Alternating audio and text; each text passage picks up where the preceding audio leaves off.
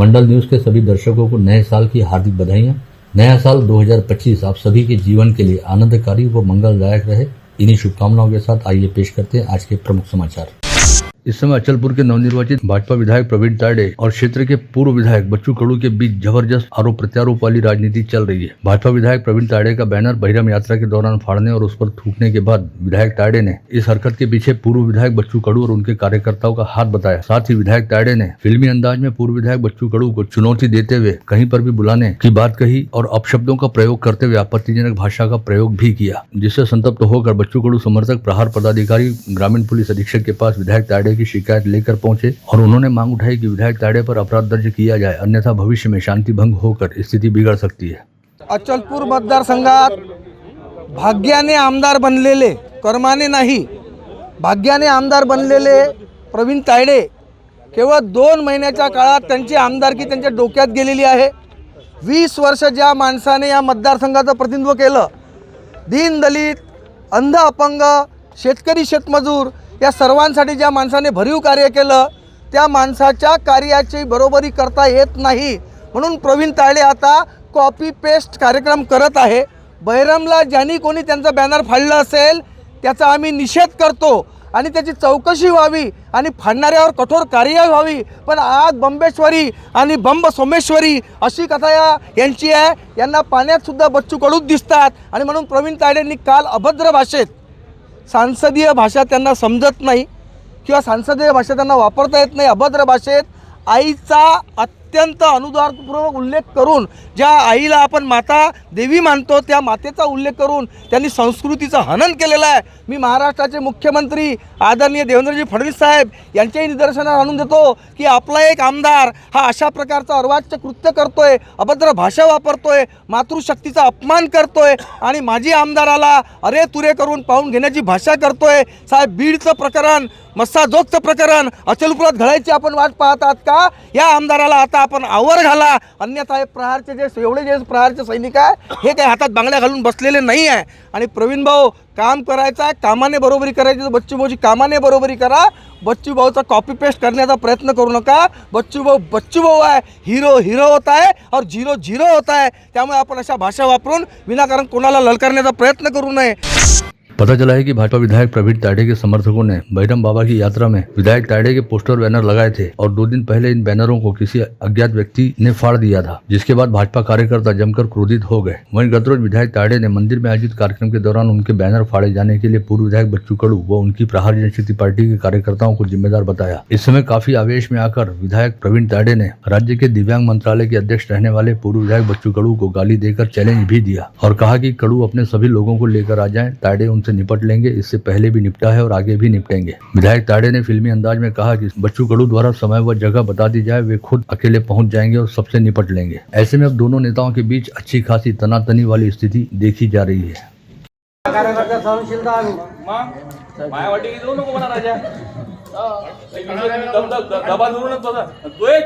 कार्यकर्ते आहे हे घेऊन येतो म्हणा तुम्हाला म्हणे काही सरकू नको, पारा काही ढिला करू नको। मी आवाहन करतो, हा शब्द देतो त्याले आणि खुलं आवाहन करतो, तुया मायचं सांगितलं आहे काय समोर ये आणि मला आवाहन करून दाखव, मी कुठे यायला तयार आहो। जागा तुई, वेळ तुई, सगळं तुका तुझी काय करतो रे भडवे? आता मंदिरात मी शिवाय देऊ शकत नाही।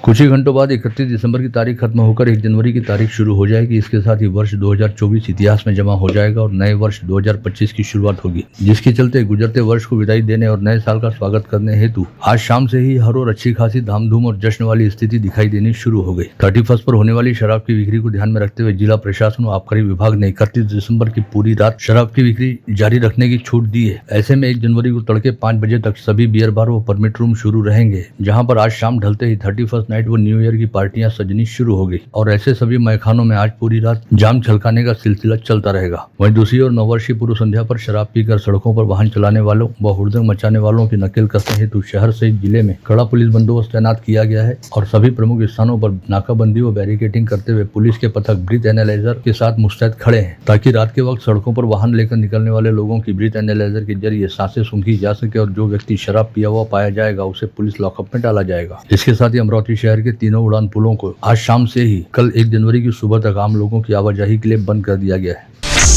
आज रात 12 बजते ही 1 जनवरी की तारीख शुरू हो जाएगी। ऐसे में ठीक इसी समय कई लोगों द्वारा आतिशबाजी करते हुए नववर्ष का स्वागत किया जाएगा, जिसके चलते 31 दिसंबर को रात 11:55 से 12:30 तक 35 मिनट का समय आतिशबाजी करने हेतु दिया गया है। वहीं रात 12:30 बजे के बाद यदि किसी व्यक्ति द्वारा आतिशबाजी की जाती है तो उसके खिलाफ पुलिस द्वारा कड़ी कार्रवाई की जाएगी।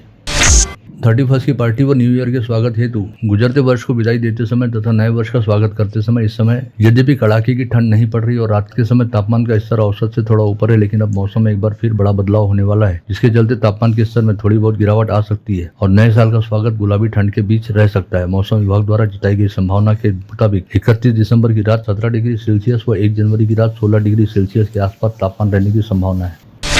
वर्ष 2024 में अमरावती शहर पुलिस द्वारा किए गए कामों का लेखा जोखा देने हेतु अमरावती शहर के पुलिस आयुक्त नवीन चंद्र रेड्डी ने आज अपने कार्यालय में एक पत्रवार्ता बुलाई, जिसमें उन्होंने बताया कि वर्ष 2024 अमरावती शहर पुलिस के लिए काफी चुनौतीपूर्ण रहा, जिसमें शानदार पुलिसिंग की गई। सीपी रेड्डी द्वारा दी गई जानकारी के मुताबिक वर्ष 2024 में अमरावती शहर में हत्या के 32 मामलों सहित कुल 3,989 FIR दर्ज हुए, जबकि गत वर्ष 29 हत्याओं सहित 4,830 मामले दर्ज हुए थे। ऐसे में यद्यपि हत्या के मामलों में थोड़ी वृद्धि हुई है, लेकिन कुल आपराधिक मामलों की संख्या घटी है। इस दौरान एनडीपीएस के तहत 56 व MBDA के तहत 11 कार्रवाइयां हुई और क्राइम डिटेक्शन के साथ ही अब अदालतों में दोष सिद्धि का प्रमाण भी बढ़ा। बदलते दौर की चुनौती से निपटते हुए साइबर अपराधियों की नकेल कसी गई तथा लोकसभा व विधानसभा चुनाव के साथ ही पर्व एवं त्योहारों के वक्त बंदोबस्त की जिम्मेदारी को निभाते हुए अमरावती शहर पुलिस ने आयुक्तालय क्षेत्र अंतर्गत शांतिपूर्ण व सौहार्दपूर्ण वातावरण रखने का जिम्मा भी अच्छे से निभाया। वर्ष 2024 के दौरान राज्य उत्पाद शुल्क विभाग द्वारा जिले में अवैध शराब की निर्मित व तस्करी के खिलाफ 1623 छापामार कार्रवाइयां की गई, जिसमें 180 आरोपियों की गिरफ्तारी करते हुए करीब 1,97 करोड़ रुपए का माल जब्त किया गया, जिसमें 40 लाख रुपए के 75 वाहनों के साथ ही 1,57 करोड़ रुपए के मूल्य की शराब व अन्य साहित्य का समावेश था। इस बारे में जानकारी देते हुए आबकारी विभाग द्वारा बताया गया कि अमरावती, अचलपुर, चांदूर बाजार व मोर्शी निरीक्षक कार्यालय सहित खरपी व वरुड चेकपोस्ट और उड़न दस्ते द्वारा गावरानी शराब की निर्मित तथा अवैध देशी विदेशी शराब की तस्करी को रोकने के लिए पूरे साल भर युद्ध स्तर पर कार्रवाइयां की गई तथा आगामी वर्ष में भी अवैध शराब के खिलाफ लगातार कार्रवाई जारी रहेगी। दोपहिया चलाते समय हेलमेट पहनना कितना आवश्यक है, यह बात यातायात पुलिस ने आज यमराज की भूमिका में एक कलाकार को साथ लेकर जन जागरण करने का प्रयास किया और नागरिकों को बताया कि हेलमेट पहनने से सिर की घातक चोट से बचा जा सकता है। वर्ष 2024 के अंतिम दिन यातायात विभाग ने शहर के विभिन्न चौक चौराहों पर जन जागृति करने का प्रयास किया। भारतीय जनता पार्टी के ग्रामीण जिलाध्यक्ष व राज्यसभा सांसद अनिल बुंडे द्वारा जिले में कई बार उत्पन्न होने वाली रक्त की किल्लत और गंभीर स्थिति में रहने वाले मरीजों के इलाज में होने वाली दिक्कत को ध्यान में रखते हुए नए साल के लिए बेहद अनूठा संकल्प लिया गया है, जिसके तहत सांसद अनिल बुंडे ने नए साल में पूरे 365 दिन शहर सहित जिले में अलग अलग स्थानों पर रक्तदान शिविरों का आयोजन करते हुए हर शिविर के जरिए रोजाना 25 से 30 यूनिट रक्त संकलित करने का संकल्प लिया। इस अभियान का शुभारंभ सांसद बुंडे द्वारा कल 1 जनवरी को उनकी सुपुत्री मनाली बुंडे के जन्मदिवस के उपलक्ष्य में रक्तदान शिविर का आयोजन करते हुए किया जा रहा है, जिसके तहत कल 1 जनवरी को राजापेट के दंडे प्लॉट स्थित बुंडे हॉस्पिटल में रक्तदान शिविर का आयोजन होगा। साथ ही डॉक्टर बुंडे द्वारा किए गए आह्वान को मिले प्रतिसाद के चलते कल से लेकर आगामी 12 जनवरी तक शहर सहित जिले में रोजाना कहीं न कहीं रक्तदान शिविर आयोजित करने का नियोजन भी तैयार हो चुका है। इस मानवतापूर्ण कार्य में दैनिक अमरावती मंडल व दैनिक मातृभूमि सहित मंडल न्यूज द्वारा जन सहभागिता बढ़ाने तथा रक्तदान को लेकर जन जागृति करने हेतु मीडिया पार्टनर की भूमिका निभाई जा रही है। म्हणजे रोज एक रक्तदान शिबिर ज्यामध्ये 30 पिशव्या जमा करायच्या असा एक संकल्प केलेला आहे। हा आपणा सर्वांच्या सहकार्याने संकल्प पूर्ण करायचा आहे आणि म्हणून 1 जानेवारीला माझ्या मुलीचा वाढदिवस असतो। 1 जानेवारीला बोंडे हॉस्पिटलच्या जवळ पहिलं रक्तदान शिबिर घेतलंय। जनरल हॉस्पिटलची सामान्य रुग्णालयाची टीम आहे आणि त्यानंतर सतत एकेका गावामध्ये, शहरामध्ये, मोहल्ल्यामध्ये रक्तदान शिबिर रोजचं घेतलं जाणार आहे, सकाळी 10 ते 12। आपण यामध्ये सहभागी व्हा। विशेषतः वाढदिवसाच्या दिवशी आपल्या हातून सकाळी सकाळी जीवनदानाचं काम व्हावं म्हणून रक्तदानाचं शिबिर आयोजित करण्यासाठी पुढाकार घ्या. माझ्या नंबरवर मेसेज टाकून, टेक्स्ट मेसेज टाकून आपला नंबर, आपलं नाव निश्चितपणे द्या आणि नवीन वर्ष सातत्यानं जीवनदानाचं वर्ष म्हणून आपण साजरं करूया. कुठेही रक्ताची गरज असेल तर आपण आयोजित केलेल्या रक्तदान शिबिरामधल्या रक्तदानामधून जीव वाचला गेला पाहिजे, हा प्रयत्न करूया. नवीन वर्षाच्या मनपूर्वक शुभकामना. नांदगांव पेठ के नेताजी क्रीड़ा मंडल के मैदान पर आयोजित भव्य कबड्डी स्पर्धा को गत रोज पूर्व सांसद नवनीत राणा ने सदिच्छा भेंट देकर विदर्भ से आए सभी कबड्डी खिलाड़ियों का मनोबल बढ़ाया और उपस्थितों का मार्गदर्शन करते हुए कहा कि जीवन के प्रत्येक क्षेत्र के मैदान में मजबूती से डटे रहकर जीत हासिल की जा सकती है. विधानसभा चुनाव का परिणाम घोषित हुए यद्यपि 1.5 माह का समय बीत गया है, लेकिन अभी भी पराजित उम्मीदवार अपनी हार के लिए ईवीएम पर ठीकरा फोड़ रहे हैं. इसी कड़ी में पूर्व विधायक बच्चू कडू ने ब्राह्मणवाड़ा थड़ी के बूथ पर उनके 147 वोट पक्के होने का दावा करते हुए कहा कि वे इस मामले को अदालत की ड्योढ़ी तक ले जाएंगे. विधायक कडू के मुताबिक इस बूथ पर उन्हें केवल 60 वोट प्राप्त हुए थे, जिसके चलते उन्हें ईवीएम मशीन पर शंका है. हिंदू सूर्य प्रतिष्ठान द्वारा बडनेरा के थानेदार सुनील चौहान को ज्ञापन सौंपते हुए कहा गया कि बडनेरा शहर के झोपड़पट्टी परिसर में कई बांग्लादेशी और रोहिंग्या घुसकर स्थायी रूप से बस गए हैं और उन्होंने अवैध रूप से अतिक्रमण करते हुए झोपड़पट्टी का निर्माण किया है. ऐसे में देश की सुरक्षा की दृष्टि से उन्हें तुरंत बाहर खदेड़ा जाना जरूरी है. सकल बहुजन समाज ने आज चांदूर बाजार के बाबा साहब अम्बेडकर बालोद्यान में गृहमंत्री अमित शाह के खिलाफ रोष जताकर तहसील कार्यालय तक विशाल मोर्चा निकाला और गृहमंत्री शाह के खिलाफ जोरदार नारेबाजी करते हुए मोर्चा ने तहसीलदार को राष्ट्रपति के नाम ज्ञापन सौंपा. विदर्भ के यात्रियों को गोवा की सैर कराने वाली नागपुर मडगांव द्विसाप्ताहिक विशेष एक्सप्रेस ट्रेन की समयावधि में बढ़ोतरी की गई है. बडनेरा व अकोला मार्ग से चलने वाली यह ट्रेन अब 1 जनवरी से अगले आदेश तक लगातार चलाई जाएगी. आपदा प्रबंधन व समाज सेवा के जरिए समूचे देश भर में अपनी अलग पहचान बना चुके भारतीय जैन संगठन की आगामी 2 वर्ष हेतु अमरावती शहर कार्यकारिणी का हाल ही में सर्वसम्मति से चयन किया गया, जिसके तहत शहराध्यक्ष पद पर शुभम जैन की नियुक्ति करने के साथ ही सचिव पद पर अक्षय ओसवाल, कोषाध्यक्ष पद पर श्रेणिक बोथरा व शहर महिला अध्यक्ष पद पर नेहा चोपड़ा की नियुक्ति की गई. बालाजी प्लॉट स्थित सीताराम बाबा मंदिर में संत शिरोमणि सीताराम बाबा की 32वीं पुण्यतिथि उत्सव अंतर्गत शिव महापुराण कथा का आज से मंगल प्रारंभ हुआ. इस उपलक्ष्य में बेहद सुंदर कलश यात्रा निकाली गई. अग्रवाल बहुउद्देशीय सोशल मंच, अग्रवाल जागृति महिला मंडल व अग्रवाल सखी मंच एवं अग्रवाल युवा संगठन ने कल 1 जनवरी को सुबह 10 बजे सतीधाम मंदिर में महाआरती का आयोजन किया है और सभी अग्रबंधुओं से इस महाआरती में पधारने का अनुरोध भी किया है. अमरावती जैन समाज के लिए पहली बार जैन कैलेंडर वात्सल्य दिनदर्शिका का प्रथम विमोचन रविवार को आचार्य श्री 108 सुवीर सागर जी महाराज सरसंघ के सानिध्य में किया गया. साथ ही आज मंगलवार को अमरावती जैन समाज के प्रमुख ट्रस्ट मंडल एवं वात्सल्य फाउंडेशन के पदाधिकारियों के साथ नववर्ष के कैलेंडर का भव्य विमोचन किया गया. इस अवसर पर जैन समाज के प्रमुख गणमान्य उपस्थित थे. एकवीरा देवी मंदिर के प्रांगण में कल सोमवार 2:30 बजे से संत सीताराम बाबा के पुण्यतिथि महोत्सव निमित्त आयोजित श्री राम कथा में सुश्री मंगलाश्री जी ने राम कथा सुनाते हुए कहा कि भगवान राम को पाने के लिए सांसारिक मोह माया को त्यागना बेहद जरूरी है. इस संगीत में राम कथा को सुनने के लिए भाविक श्रद्धालुओं की बड़ी संख्या में उपस्थिति रही. सागर मेघे फाउंडेशन व सागर सामाजिक युवा संगठन वर्धा की ओर से मेलघाट के दुर्गम परिसर के गांव में जरूरतमंद आदिवासी बंधुओं को गर्म कपड़ों का वितरण किया गया. सागर फाउंडेशन द्वारा विगत 6 वर्षों से मेलघाट के दुर्गम क्षेत्र अंतर्गत आने वाले गांवों में इस तरह का उपक्रम चलाया जाता है. अंबागेट परिसर में श्री नीलकंठ व्यायाम मंडल की ओर से आयोजित श्री संत गजानन महाराज विजय ग्रंथ पारायण समारोह में हिस्सा लेते हुए अमरावती के विधायक सुलभा खोड़के ने कहा कि संत गजानन महाराज ने श्रद्धा के जरिए धर्माचरण की सही दिशा दिखाई, जिसका सभी ने पालन करना चाहिए. इस समय मंडल की ओर से संत गजानन महाराज की चांदी की मूल चरण पादुका तथा शिरडी के साईं बाबा की मूल चरण पादुका के दर्शन समारोह का आयोजन भी किया गया था. प्रचार प्रसार से दूर रहते हुए अपने आप को समाज सेवा के लिए समर्पित कर चुके शहर के वरिष्ठ कर विशेषज्ञ आरबी अटल के जन्मदिवस की पूर्व संध्या पर गोरक्षण संस्था में बड़े उत्साह के साथ अटल जी की रक्ततुला की गई. इस समय संस्था के समस्त पदाधिकारियों ने अपने कर्णधार व गौ सेवक अटल जी का शानदार व स्नेहिल स्वागत किया. माहेश्वरी सामूहिक सेवा समिति द्वारा मार्च में आयोजित परिचय सम्मेलन की तैयारियों का आकलन करने के लिए माहेश्वरी भवन में बैठक का आयोजन किया गया था, जिसमें 2 दिन पहले घोषित सीए एग्जाम के सफल विद्यार्थियों का क्वालिफिकेशन उपलक्ष्य में स्नेहिल सत्कार किया गया.